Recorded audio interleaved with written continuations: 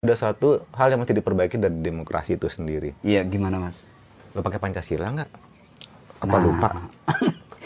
Mas Medi udah buka di awal loh, saya cuma ngingetin doang. Siapa tuh juga pemirsa ada yang lupa bahwa demokrasi kita tuh ya based on Pancasila. Value Pancasila.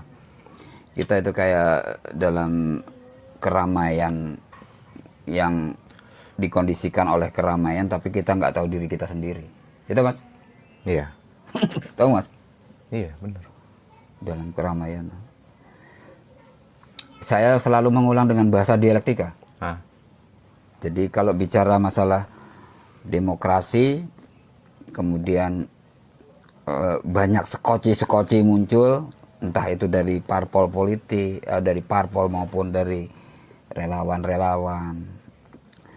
Memang secara umum mereka menyebutkan untuk kepentingan bangsa dan negara. Gitu Mas. Bahasa komunikasi politik ya. Mas tolong diluruskan Mas, ini kita ini Pancasila lagi Mas itu Mas.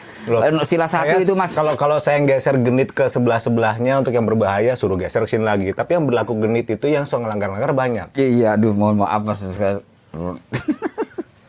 Kopinya ini bukan kopi hitam sih Mas. Kopinya kopi coklat. Sorry Mas. Jadi kalau misalkan kita kembali ke tatanan Pancasila, lawang konsep Pancasila saya masih tunggu kok dari satu lembaga sampai sekarang belum jelas. Bagaimana dia bisa menjadi dasar bagi kegiatan yang lain kalau hanya sebatas sloganitas dengan penerjemahan yang berbeda-beda.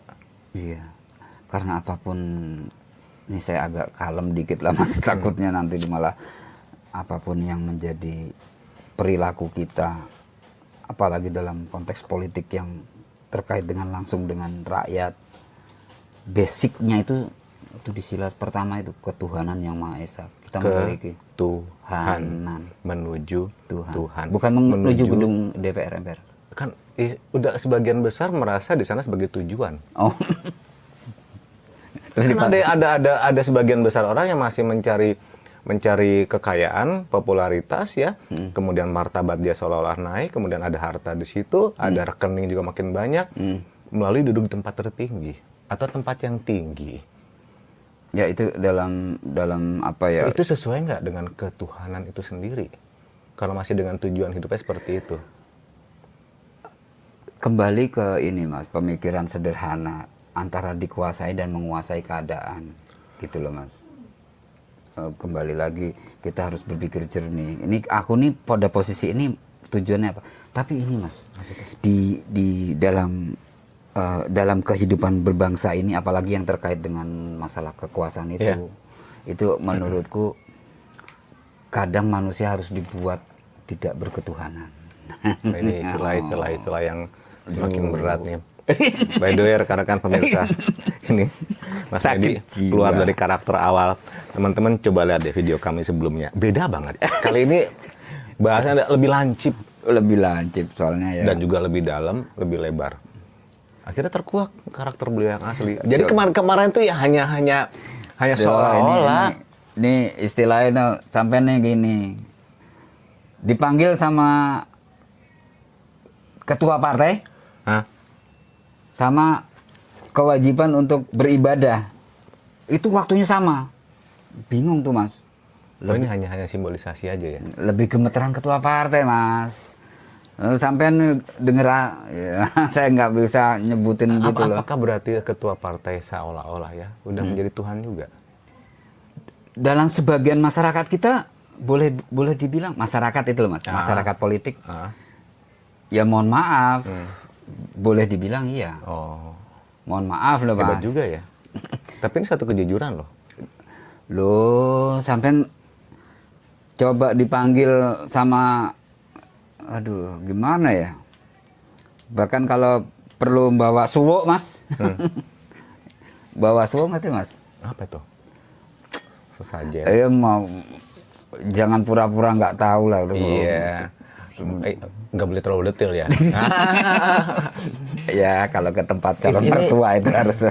Ini menarik Mas Medi ya. Jadi kalau saya bahas tadi ya, jadi karena sudah menjadi bergeser pada nilai-nilai ketuhanan yang secara tidak sadar terjadi pergeseran, maka bubrahlah sebuah tatanan sebenarnya.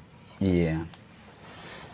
Karena akan ada segerombolan, sebahasa saya agak kasar ya, segerombolan orang atau ya sebagaimana layaknya orang yang loyal, itu akan mulai mengangkat-angkat dia itu selevel dengan dengan kekuasaan loh. Iya, dengan iya. Tuhan itu sendiri. Terlalu mengagung-agungkan. Sesungguhnya yang di atas itu kembali untuk ngurusin rakyatnya. Bukan sibuk untuk 2024 mulai geser-menggeser. Kerjanya apa sebenarnya? Ya, situasi kondisi, Mas. Artinya tadi saya udah ngomong, Mas, bahwa kalau tadi sampean ngomong masalah media darling segala macam itu. Makanya saya selalu bicara begini ke teman-teman. Media itu punya perspektif bagaimana menyampaikan komunikasi ke rakyat itu dengan perspektifnya dia. Iya, bagaimana kalau Biar saya laku. bilang siapapun yang bermasalah tetap aja media yang menang. Bad news is a good news. Iya. Makin dikisruhin, maaf ya saya nggak bicara gitu ke seluruh media, tapi coba kita cari tahu. Apakah bad news is a good news itu masih berlaku? Karena pada saat situasi menghangat segala macam, dia publish di mana-mana, ya orang akan nonton ke dia. Maka bahkan terkadang adanya suatu dialog, itu kalau bisa dikisruhkan, tidak berujung kepada solusi. Why? Karena untuk step berikutnya, episode berikutnya. Oh iya, jadi ada tahapan-tahapan Yang titik bermasalah adalah sesungguhnya rakyat yang mengikuti program tersebut.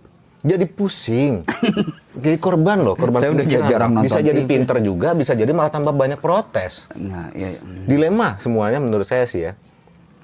Ada pergeseran yang ini bisa terjadi kenapa, Mas? Itu kan Mas tahu ada bangsa yang melewati fase membaca, Mas. Naik kereta ada orang baca, orang baca, Bu. Iya. Bangsa kita belum lewat, Mas. Dari mendengar radio pindah ke nonton TV. Nah, Memang sempat media baca itu ini, tetapi tidak menjadi masyarakat yang gemar membaca. Nah sekarang pas di era sekarang ini, itu menonton, Mas, menonton. Nah ketika menonton itu kan yang dia lihat itu adalah hasil produksi betul. dari satu lembaga atau apalah Organisasi lah atau sekumpulan orang lah. Baik. Saya juga bisa bikin berita. Iya, nah, kita kan termasuk seperti itu. Bedanya kalau kita kan membawakan satu sifatnya benar, bukan pembenaran. Nah dari situ, Mas, itu dimasukkan terus dan memang punya strategi, tidak hanya satu berita, tapi beritanya ada rentetan tak. Akhirnya ini, Mas, Brainwash. Yang di episode